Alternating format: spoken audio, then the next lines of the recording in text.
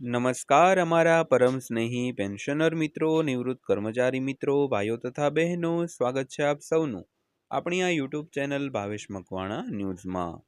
તો પેન્શનર મિત્રો, આજના વિડીયોની અંદર આપણે વાત કરીશું પેન્શનરો અને નિવૃત્ત કર્મચારીઓના મેડિકલ ભથ્થા તેમજ લઘુત્તમ પેન્શનને લઈને આજ સાંજે જ આવી છે મોટી અપડેટ। તો પેન્શનર મિત્રો, શું છે અપડેટ અને તમારે કઈ રીતે કામ લાગવાની છે, જેની આજના વિડીયોમાં આપણે વિગતવાર ચર્ચા કરવાના છીએ। તો આજનો આ વિડીયો તમે ખાસ કરીને અંત સુધી જોઈ લેજો મિત્રો। તો સાથે સાથે આપણે એ પણ વાત કરવાના છીએ કે શું તમારા પેન્શનની ગણતરી તમારા પગારને આધારે થશે? તો સરકારે લાખો પેન્શનરો માટે સંસદમાં આ એક નિવેદન છે તે આપ્યું હતું। તો વિગતવાર વાત કરીએ તો EPS 19/5 પેન્શન સમાચારની તો લોકો લાંબા સમયથી લઘુત્તમ માસિક પેન્શન ₹1000થી વધારવાની માંગ કરી રહ્યા છે, પરંતુ મંત્રાલયના તાજેતરના નિવેદનથી સંકેત મળે છે કે સરકાર આ મુદ્દા પર કોઈ નક્કર પગલાં લેવાના મૂડમાં નથી મિત્રો। તો આજના વિડીયોમાં આપણે સંપૂર્ણ વિગતવાર એકદમ સરળ ભાષામાં વાત કરવાના છીએ। તો આજનો વિડીયો તમે ખાસ કરીને અંત સુધી જોઈ લેજો। તેમજ હજી સુધી જો આપણી આ ચેનલ તમે સબસ્ક્રાઈબ ન કરી હોય અને જો તમે ડેઈલી આવી જ અપડેટો મેળવવા માંગતા હો તો આપણી આ યુટ્યુબ ચેનલ ભાવેશ મકવાણા ન્યૂઝને અત્યારે જ સબસ્ક્રાઈબ કરી લેજો મિત્રો। તો વાત કરીએ EPS પેન્શન ગણતરી। તો શું તમે પણ તમારા વાસ્તવિક પગારને આધારે વધુ પેન્શનની આશા રાખો છો? તો લાખો કર્મચારી ભવિષ્ય નિધિ સંગઠન સબસ્ક્રાઇબર્સ જેવા લાંબા સમયથી વધુ પેન્શન તેમજ લઘુત્તમ પેન્શનમાં વધારાની આશા રાખતા હતા, તો તેમને સરકાર તરફથી એક મોટી અપડેટ મળી છે। તો શ્રમ મંત્રાલયે સંસદમાં સ્પષ્ટપણે જણાવ્યું છે કે હાલમાં EPS 19/5 હેઠળ વાસ્તવિક પગારને આધારે પેન્શનની ગણતરી કરવાનો તેમનો કોઈ ઈરાદો નથી। તો સરળ શબ્દોમાં કહીએ તો પેન્શન માટે ₹15,000 પગાર મર્યાદા દૂર કરવાનો કોઈ પ્રસ્તાવ નથી। તો ચાલો સંસદમાં સરકારે રજૂ કરેલા અન્ય દલીલો વાત કરીએ મિત્રો।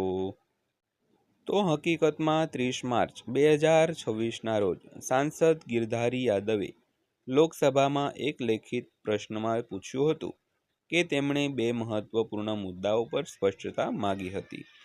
તો પહેલો મુદ્દો, તો શું EPS પેન્શનની ગણતરી ₹15,000ની પગાર મર્યાદા પર કરવામાં આવે છે, જેને કારણે વધુ પગાર ધરાવતા કર્મચારીઓને પણ ઓછું પેન્શન મળે છે? ત્યારબાદનો પ્રશ્ન, તો શું સરકાર વાસ્તવિક મૂળભૂત પગાર એટલે કે તમારા વાસ્તવિક પગારને આધારે પેન્શનની ગણતરી કરવાની યોજના ધરાવે છે? તો આ બે પ્રશ્નો છે તે સંસદમાં પૂછવામાં આવ્યા હતા। તો વાત કરીએ તો શ્રમ મંત્રીનો સ્પષ્ટ જવાબ છે કે કોઈ દરખાસ્ત નથી। તો શ્રમ અને રોજગાર મંત્રી મનસુખ માંડવિયાએ ગૃહમાં આ પ્રશ્નના જવાબમાં સ્પષ્ટતા કરી હતી કે EPS 19/5 એ નિર્ધારિત યોગદાન નિર્ધારિત લાભ સામાજિક સુરક્ષા યોજના છે। તો તેમણે સ્પષ્ટ કર્યું છે કે સરકાર હાલમાં આ પગાર મર્યાદા માળખામાં ફેરફાર કરવાની કોઈ યોજના ધરાવતી નથી। તો પેન્શન ફંડની નાણાકીય પરિસ્થિતિ અને અન્ય પરિબળોને ધ્યાનમાં લેતા વાસ્તવિક પગારને આધારે પેન્શન આપવાનો કોઈ પ્રસ્તાવ વિચારણા હેઠળ નથી। તો આનો અર્થ એ થયો કે ₹15,000ની જૂની મર્યાદા હાલ માટે યથાવત રહેશે। તો નિવૃત્તિ પછી મોટી રકમની અપેક્ષા રાખતા કર્મચારીઓ માટે આ એક નિરાશાજનક સમાચાર હોઈ શકે છે મિત્રો।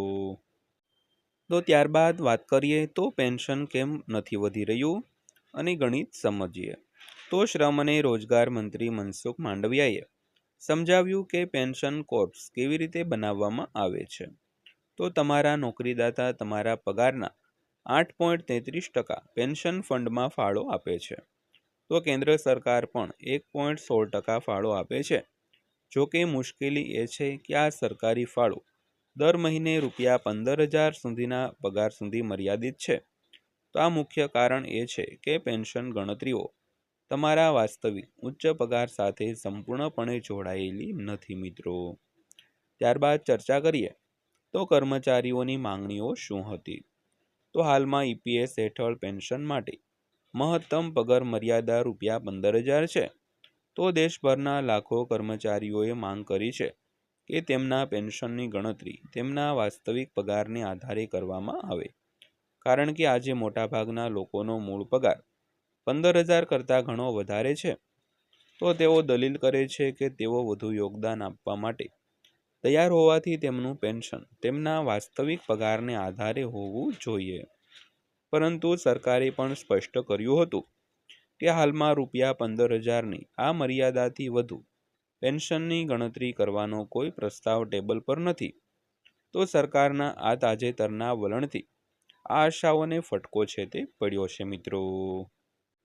તો ત્યારબાદ જોઈએ તો શું હવે લઘુત્તમ ₹1,000 પેન્શન નહીં વધે? તો પેન્શનરો લાંબા સમયથી માંગ કરી રહ્યા છે કે લઘુત્તમ માસિક પેન્શન ₹1,000 ખૂબ ઓછું છે અને તેમાં વધારો થવો જોઈએ. તો ભલે લોકો લાંબા સમયથી લઘુત્તમ માસિક પેન્શન ₹1,000થી વધારવાની માંગ કરી રહ્યા હોય, પરંતુ સરકારનું આ કોઈ પ્રસ્તાવ વલણ સૂચવે છે કે હાલમાં સમગ્ર પેન્શન માળખામાં કોઈ મોટા ફેરફારોની તૈયારી નથી મિત્રો. તો દેશભરમાં વિરોધ અને માંગણીઓ વધી રહી હોવા છતાં મંત્રાલયના તાજેતરના નિવેદનથી સંકેત મળે છે કે સરકાર કોઈ નક્કર પગલાં લેવામાં અનિચ્છા ધરાવે છે. તો જ્યાં સુધી ₹15,000ની પગાર મર્યાદા વધારવામાં ન આવે ત્યાં સુધી પેન્શનની રકમમાં નોંધપાત્ર વધારો થવાની શક્યતાઓ સાવ ઓછી દેખાઈ રહી છે મિત્રો. તો મિત્રો આ હતી આજની માહિતી, જે દરેક પેન્શનરો માટે ખૂબ જ જાણવા જેવી હતી. તો માહિતી વિડીયો અંત સુધી જોયો તે બદલ આપનો દિલથી આભાર. વિડીયો પસંદ આવ્યો હોય, માહિતી સારી લાગી હોય તો વિડીયોને એક લાઇક કરજો અને આવા જ વિડીયો રોજે રોજ જોવા માટે આપણી આ ચેનલ સબસ્ક્રાઈબ કરી લેજો. તો ફરીવાર પાછા મળીશું એક નવા વિડીયો સાથે, નવી માહિતી સાથે. ત્યાં સુધી સૌને જય હિન્દ, વંદે માતરમ.